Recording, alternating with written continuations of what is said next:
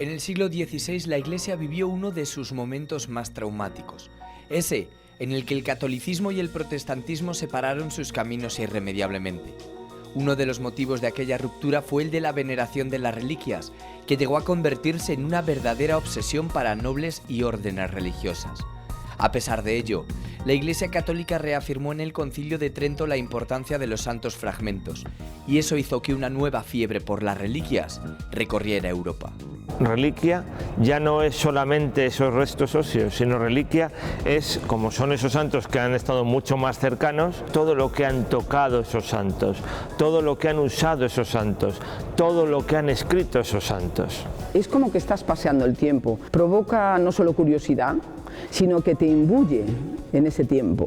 Es decir, esas comunidades religiosas que ellos fundaban estaban encargadas de rezar por su alma cuando ellos hubieran fallecido. Había que tener claramente un control de esos centros de aprovisionamiento de reliquias. Va a ser muy importante Roma, pero va a ser muy importante Alemania. El protector de Lutero va en la misma línea de toda la escultura devota, dotarla de un contenido para que transmita un mensaje. La cabeza en lugar de la pierna, mucho mejor, porque la cabeza es el lugar del entendimiento. Construye la capilla relicario para eso, para la veneración de sus reliquias, pero no solo como depósito, sino también para los ejercicios espirituales de los novicios. Y no solamente acumular reliquias, sino que estas reliquias tienen un efecto de protección, un efecto de generación de virtudes.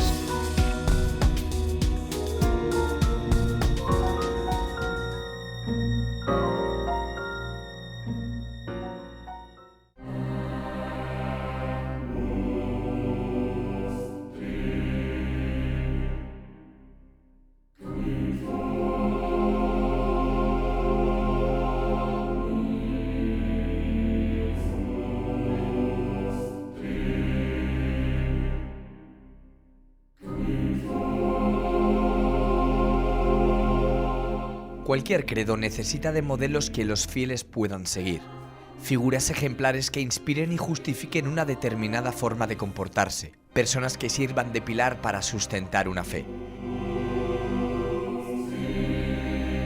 En el cristianismo se llaman santos, y hubo un tiempo en el que no bastaba solamente con rezarles o con tener una estampa de ellos, era necesario literalmente tocarles.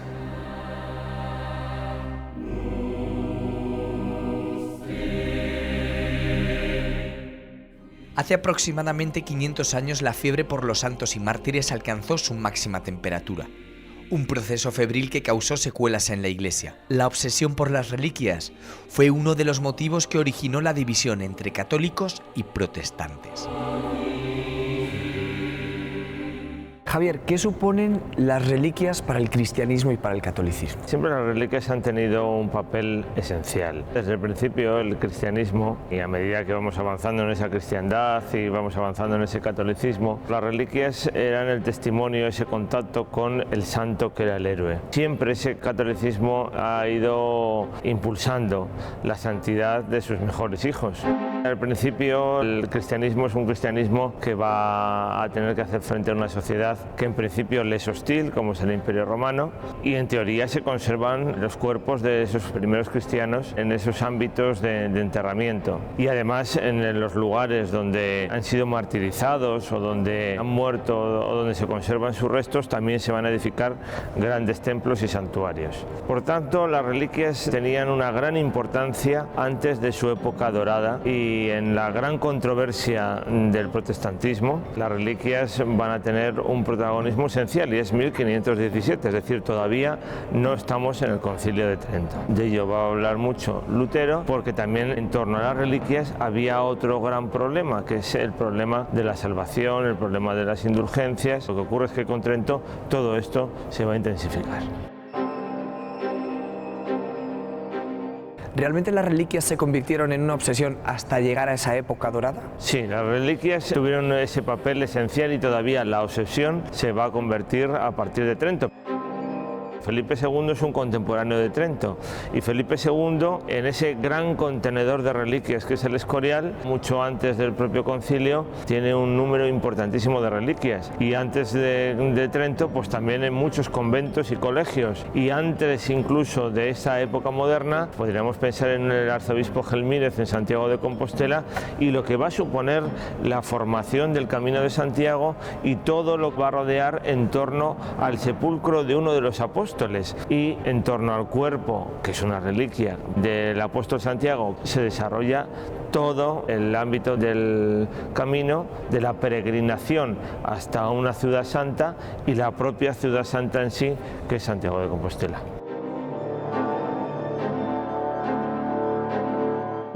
Es decir, que las reliquias eran algo muy importante. Las reliquias tienen un doble sentido.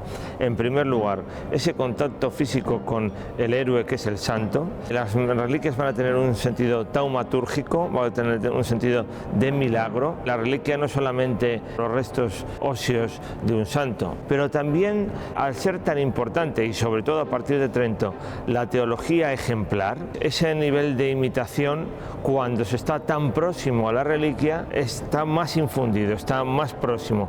Estamos más próximos a la divinidad a través de sus santos. Pero también las reliquias influyeron en esa división de la Iglesia que has dicho antes.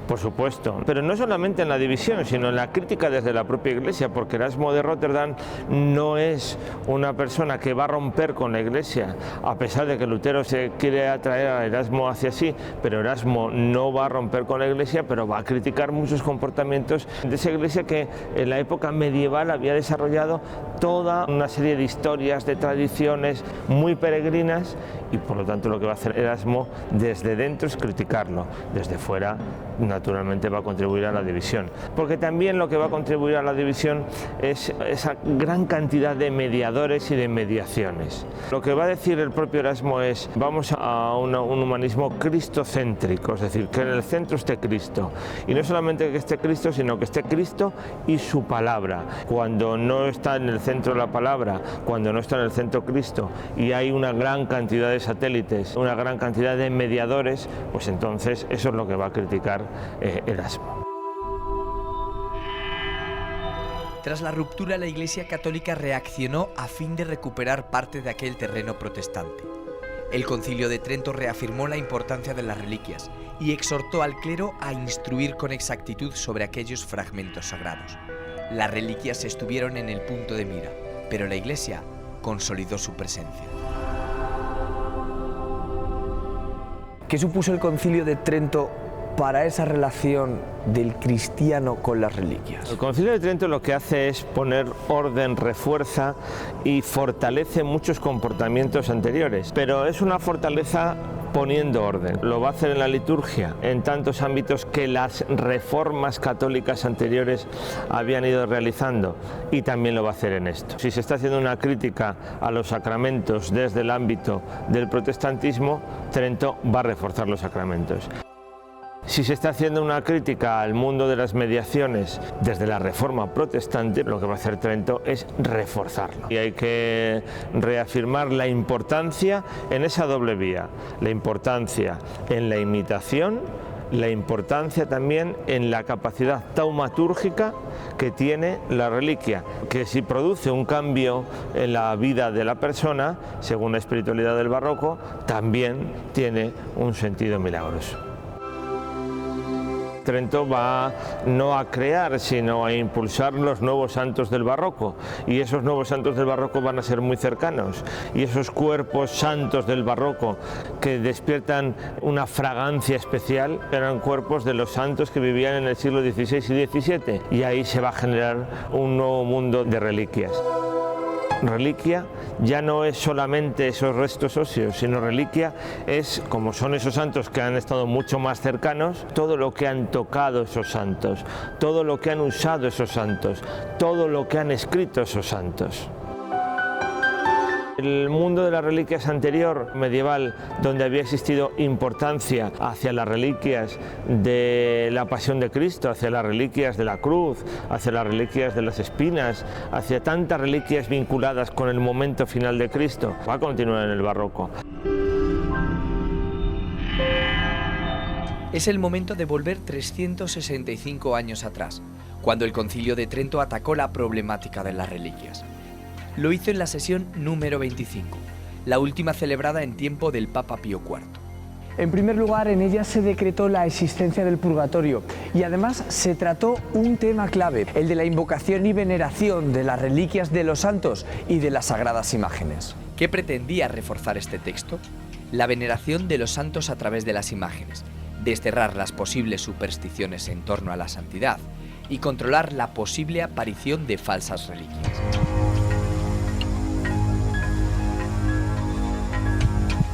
¿Se vuelve a crear una especie de fiebre por nuevas reliquias? Se refuerza el mundo de las reliquias. No estamos ya en una espiritualidad de las reliquias como en el barroco, pero también siguen estando presentes. Hoy en día vemos cómo ante el año de la misericordia en Roma han llegado esos cuerpos incorruptos de santos importantes relacionados con los comportamientos, en este caso de la misericordia, del perdón, de la dirección espiritual, que se han querido impulsar. También el mundo de los cuerpos santos, de los cuerpos incorruptos, ya no de los fragmentos óseos, sigue estando ahí presente.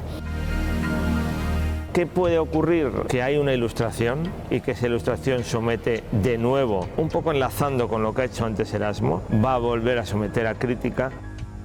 En el barroco habían existido una importancia de esos papeles, de las auténticas, de las reliquias, de esos certificados que en algunas ocasiones también eran falsificados. Por otra parte, hay veces que esas reliquias se perdía totalmente el rumbo de la misma y la trayectoria de la misma. Lo que se estaba haciendo es un órdago histórico ante algo que no se podía clarificar.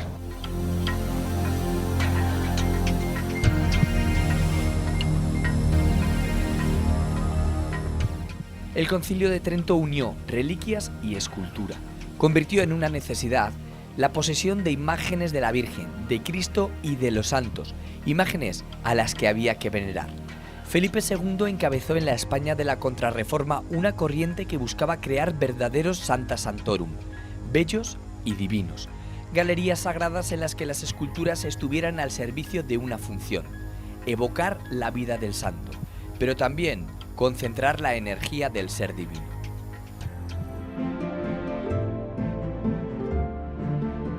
Manuel, en esta España de la Contrarreforma se generó en torno a las reliquias un nuevo estilo artístico, se podría decir. Las tipologías o los formatos de los relicarios lo que hacen es adaptarse a la moda de lo que se estaba haciendo en ese momento. Los relicarios en el mundo medieval tienen una importancia capital. El éxito, la fortuna en la Europa católica de las reliquias hace que las tipologías también se multipliquen y de alguna manera se adapten a las modas del momento. ¿Importa el tamaño de esos relicarios? Lo que se intenta es que sean de alguna manera muy parlantes. Se utilizan formatos muy tradicionales como eran los brazos, una parte anatómica del cuerpo, pero lo normal es que se trate de bustos o de figuras donde de alguna manera se pueda reconocer al personaje del que se incrusta un fragmento relacionado con su vida. De alguna manera es como si la escultura se cargara de energía por incrustarle ese fragmento y eso la convierte en un objeto de veneración, en un objeto de devoción.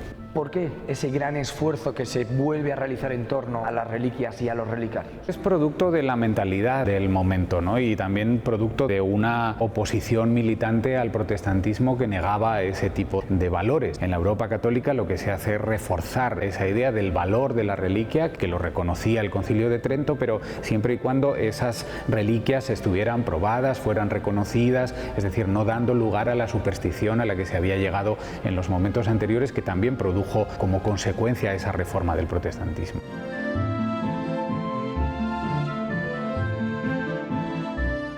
La Iglesia había conseguido influir en el arte. El contrarreformista Concilio de Trento autorizaba pinturas y otras expresiones artísticas para instruir a la ignorante plebe. Estos dos armarios relicarios con forma de retablo inspirados en los que había en San Lorenzo del Escorial son indudablemente obras de arte que fueron concebidas con un determinado fin. ¿Pero cuál? ¿Qué sentido tenían estos dos muebles en un espacio sagrado?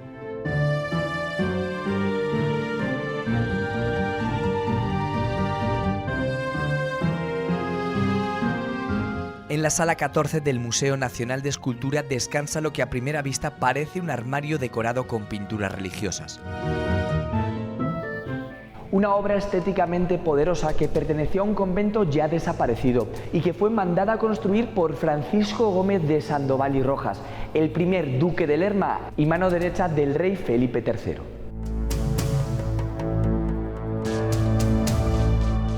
¿Por qué los nobles deciden jugar a este juego de coleccionar y acaparar reliquias? Los nobles realizaban fundaciones religiosas con muchísima frecuencia. Era una manera también de garantizar su perdurabilidad en la otra vida. Es decir, esas comunidades religiosas que ellos fundaban estaban encargadas de rezar por su alma cuando ellos hubieran fallecido.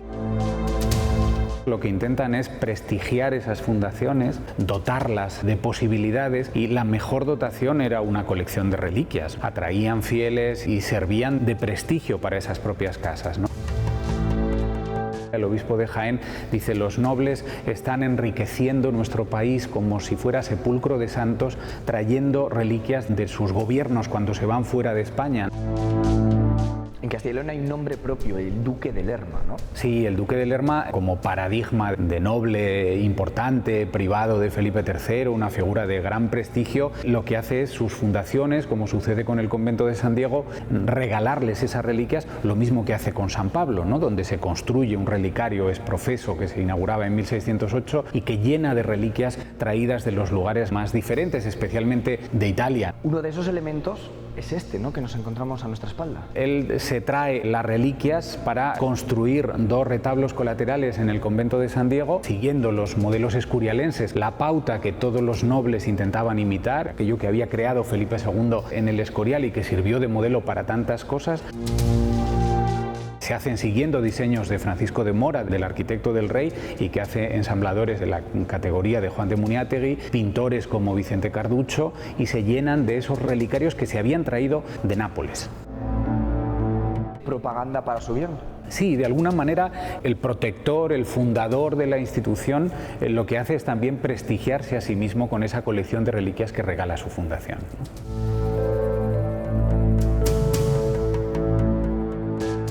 El Escorial fue un modelo en todos los sentidos. En lo humano, por ser el ejemplo de lo que un panteón ilustre debía ser. Y en lo espiritual, por contener miles de reliquias. Cualquier noble que tuviera alguna relación con el rey quería tener su pequeño y particular Escorial. Primero, para engrandecer su nombre eternamente, y segundo, para asegurarse la salvación eterna. En la localidad vallisoletana de Villagarcía de Campos, una majestuosa colegiata se eleva sobre los campos.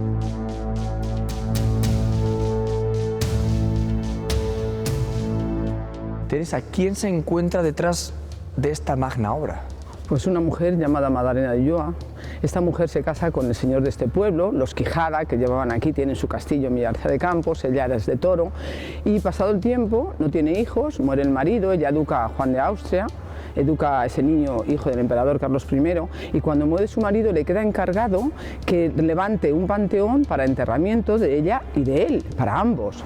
Ella decide aquí, en este espacio, y por eso está esta colegiata. Manda levantar este gran panteón, no solo levanta un panteón para enterramiento de los dos, sino que adosa un colegio noviciado de la Compañía de Jesús, porque ella tenía una relación muy estrecha con la Compañía de Jesús y su confesor era jesuita. Por eso surge esto en Villagarcía. Se conoce como en el nombre del Escorial de Campos porque se parece mucho al Escorial, como podemos ver. Su marido le manda que construya un panteón para ambos, para enterramiento de ambos, y le deja escrito que sean frailes que lo lleven a cabo, con tal de que no sean descalzos. Los jesuitas no iban descalzos y ella tenía una relación especial con los jesuitas. Por lo tanto, si su confesor era jesuita, el padre Baltasar Álvarez, y tenía esa relación tan especial con los jesuitas, pues sean los jesuitas. Y manda colocar unas losas de jaspe, que era el lugar para enterrarse con su marido. Pero ella vivió muchos años, muere también en San Quirce de Valladolid, y cuando pasa el tiempo y se hace tan mayor, piensa que para qué ocupar ese lugar tan lindo al lado del retablo del altar mayor, que mejor que se quede libre. Y en la cripta que ella había proyectado construir, y por la que se modifican todos los planos y Rodríguez Gil de Ontañón se va harto con los pleitos y entra Pedro de Tolosa, mandado desde el Escorial por Juan de Herrera, ella decide, pues en la cripta me voy a enterrar con mi marido y ese lugar lo dejo libre. ¿Qué hace con este lugar? Que toda la familia del marido, que eran de Villagarcía, manda a traer los restos ahí para que descansen en la cripta con ellos para siempre. El que diseña el Escorial es Juan de Herrera, ella era el arquitecto real y ella tenía acceso a que también el arquitecto real, que era Rodrigo Girón Tañón, diseña los planos de esta, pero ella tenía acceso, tenía mucha fuerza en la nobleza por la relación con Juan de Austria, al niño que educa, y se supone que al tener ese acceso quiere que su colegiata se parezca a lo mejor. Por eso diseña los planos Girón Tañón y por eso después, ante los pleitos que tienen con los maestros de cantería por que no se ajusta a lo que ella quiere, a una cripta que ella quería realizar, decide que sea Juan de Herrera. Pedro de Tolosa desde el Escorial reestructura y es como entra el clasicismo aquí en esta colegiata, porque no era clasicista en principio. Y en esta misma iglesia ya encontramos este rastro de reliquias. Hay unas investigaciones de unas investigadoras en la Universidad de Oviedo, saldrá publicado ya mismo en la revista, en el Archivo Español de Arte, y quizás se apunte si ya en la iglesia había reliquias. La colegiata se inaugura en 1580, el relicario está construido y amueblado en 1585, la colegiata era simplemente panteón, eso es lo que se presupone. Cuando doña Magdalena muere, sí está escrito que hubiera reliquias por la iglesia. Pero la iglesia también es relicario. Dentro de la colegiata tenemos dos tableros relicarios, ese altar dedicado a San Ignacio de Loyola y ese es otro tablero relicario que está dedicado a San Francisco Javier, pero todos los bustos que hay ahí, incluso San Francisco Javier o San Ignacio de Loyola, tienen su reliquia. Pero son posteriores a la construcción de la iglesia. Son posteriores. Esto cuando se construye, lo único que hay es el retablo del altar mayor, los balcones sin celosías, la reja y el púlpito. La Colegiata de San Luis es la primera iglesia contrarreformista en el Reino de Castilla.